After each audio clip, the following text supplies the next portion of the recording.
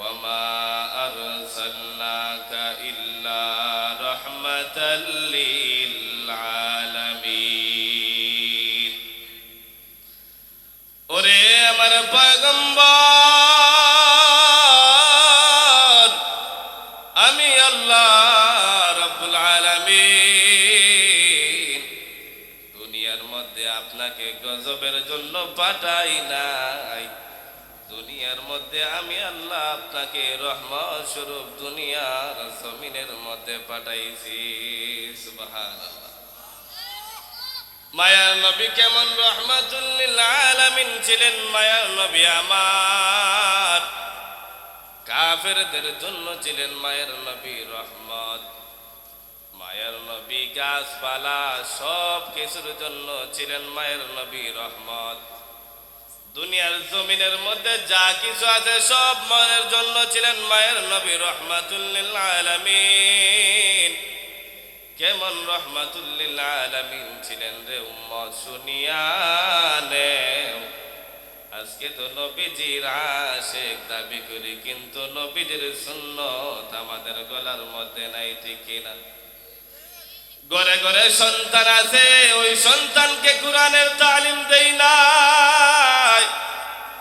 ওই সন্তানটাকে আল্লাহওয়ালা আলেম বানাতে চাই না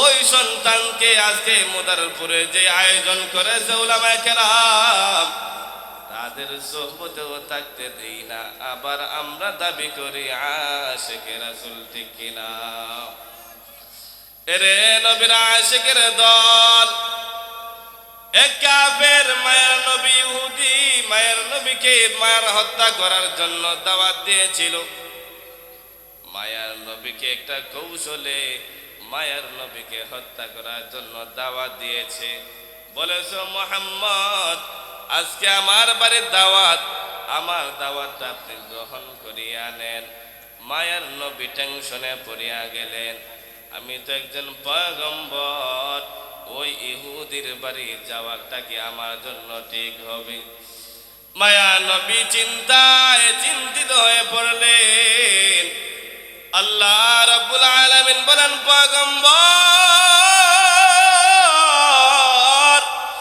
আপনি যান আপনি যদি ইহুদের বাড়ির মধ্যে যান হতে পারে ইহুদির উপর উপকার হবে সুবহানাল্লাহ মায়ার নবী ওই ইহুদির দাওয়াতটা কবুল করলেন গ্রহণ করিয়া নিলেন ওই ইহুদির বাড়ির মধ্যে যাওয়ার পর ইহুদি মনে মনে আনন্দ উল্লাস আজকে আমি শত্রুকে হাতে নাতে ধরে ফেললাম যেই মোহাম্মদকে মক্কার বড় বড় কাফেররা আমার সাথী ভাইরা হত্যা করতে পারে নাই ওই মোহাম্মদকে আমি নিজে দাওয়াত দিয়ে আমি হত্যা করব নাউজুবিল্লাহ মায়া নবী ইহুদির বাড়ির মধ্যে যে গেলেন ওই ইহুদির একটা কুকুর ছিল পালন করত এই কুকুরটাকে ছোট কাল থেকে কুকুরকে লালন পালন করলো ওই কুকুরটাকে যখন গরজালা করলো মালিকের প্রশিক্ষণ দিল যাও ওদিকে যাও ওদিকে যায় ওদিকে যাও ওদিকে যায় তাকে আক্রমণ করো তাকে আক্রমণ করে ওই ইহুদি যখন মায়ার নবী ঘরের মধ্যে আসলেন ওই মায়ার নবী যখন আরেক কামরার মধ্যে মায়ার নবীকে দিল ওই কাফের ইহুদি বলতেছে ওরে আমার কুকুর যাও যাও ওই ঘরের মধ্যে গিয়া দেখো আমার চরম দুশমন মুহাম্মদ তাকে তুমি কামড় দিয়ে তাকে হত্যা করো তাকে তুমি কষ্ট দাও ওই কথাটা যখন বলল মায়ার নবীকে হত্যা করার জন্য যখন তার লালিত পালিত কুকুরটাকে মায়ার নবীর কাছে ছাড়িয়া দিল ওই কুকুর যখন মায়ার নবী রহমাতুল লিল আলামিন মায়ার নবীর কাছে যখন ওই কুকুরটা যায় যখন মায়ার নবীর নুরানি চেহারা মুবারক এক নজর দেখলো ওই কুকুর আর সামনের দিকে যায় না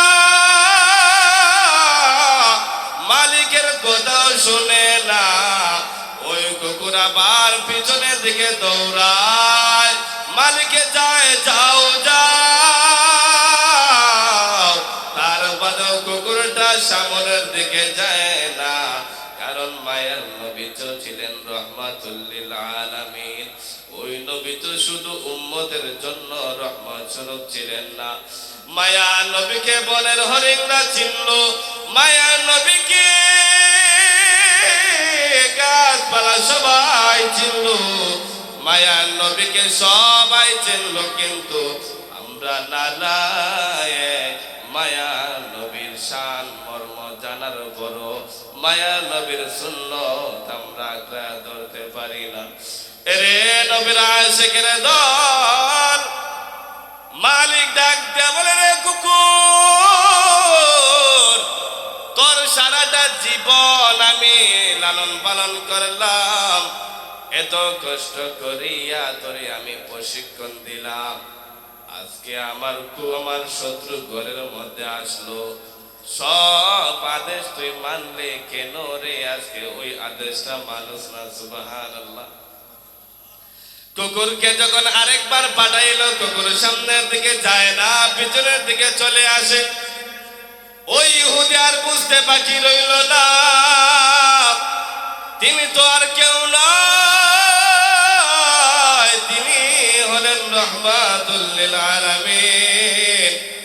ওই ইহুদি বলতেছে, সর্বনাশ, ওই বনের কুকুরটা চিনলো, কিন্তু আমার মতন মানুষ ওই ব্যক্তিটাকে চিনলো না। সুবহানাল্লাহ। ওই ব্যক্তি ইহুদি মায়ার নবীর কাছে আসিয়া বলতেছে, ইয়া রাসূলুল্লাহ, ইয়া হাবিবাল্লাহ, ওগো আল্লাহর নবী, আমাকে আপনি মাফ করিয়া দেন, আপনার হাতের মধ্যে আমার হাত রাখিয়া আমাকে আপনি কালেমা পড়াইয়া মুসলমান বানায় দেন। সুবহানাল্লাহ। এরে নবীর আশিকের দল, মায়ার নবী কেমন রহমাতুল লিল আলামিন ছিলেন। মায়া নবী যখন মক্কা বিজয় করার পর, মক্কার মধ্যে যখন মায়ের নবী হাজির হয়ে গেলেন, কাফেরদের শরীরের মধ্যে ভূমিকম্প সৃষ্টি হয়ে গেল। আজকে আমাদের শত্রু তো মক্কা বিজয় করিয়া রাজত্ব চালাইতেছে, তারে যে আমরা এত কষ্ট দিলাম, আজকে মনে হয় মুহাম্মদ আসিয়া আমাদের প্রতিশোধ নিবে, হত্যা করবে। মায়া নবী রাস্তা দিয়ে যাইতেছেন, এক ইহুদি মহিলা, বৃদ্ধ মহিলা, তার আসবাবপত্র নিয়া সিরিয়ার দিকে রওনা হয়ে যাইতেছে।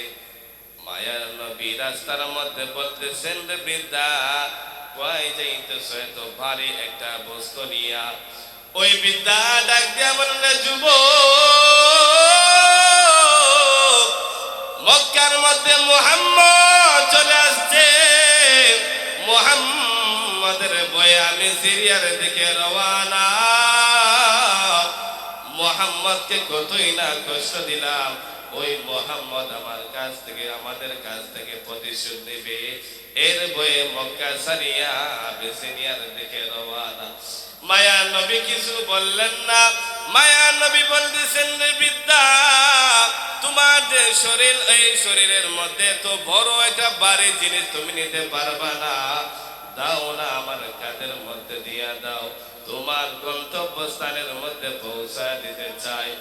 ওই বৃদ্ধা যখন বলল, যুবক ঠিক আছে নাও, মায়া নবী বৃদ্ধার বড় ভারী একটা বস্তু কাঁধের মধ্যে নিয়া সিরিয়ার মধ্যে যখন গন্তব্যস্থানের মধ্যে দিলেন, ওই মহিলা হঠাৎ করে একটা মনের ভিতরে প্রশ্ন জাগলো, ওরে যুবক, কে তুমি?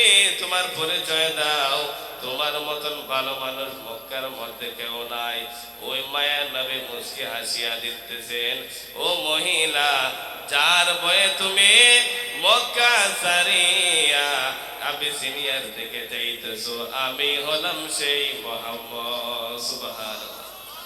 আল্লাহ রাব্বুল আলামিন যেন যতটুকু আলোচনা করেছি, বিশেষ করে মায়ার নবী সাল্লাল্লাহু আলাইহি ওয়াসাল্লামের সুন্নতটা যাতে আমরা আঁকড়ে ধরতে পারি, এই তৌফিক যেন আল্লাহ রাব্বুল আলামিন আমাকে দান করেন। বক্তা অনেক রয়েছেন, সময় তো সংক্ষিপ্ত, সবাইকে সময় দিতে হবে, আপনারা বুঝতে হবে, আমরাও যারা আছি বুঝতে হবে। এর জন্য যতটুকু আলোচনা করলাম, আলোচনার উপর আমাকে এবং আপনাকে আমল করার তৌফিক দান করেন। আমিন ওয়া আখিরু দাওয়ানা আলহামদুলিল্লাহি রাব্বিল আলামিন। আসসালামু আলাইকুম।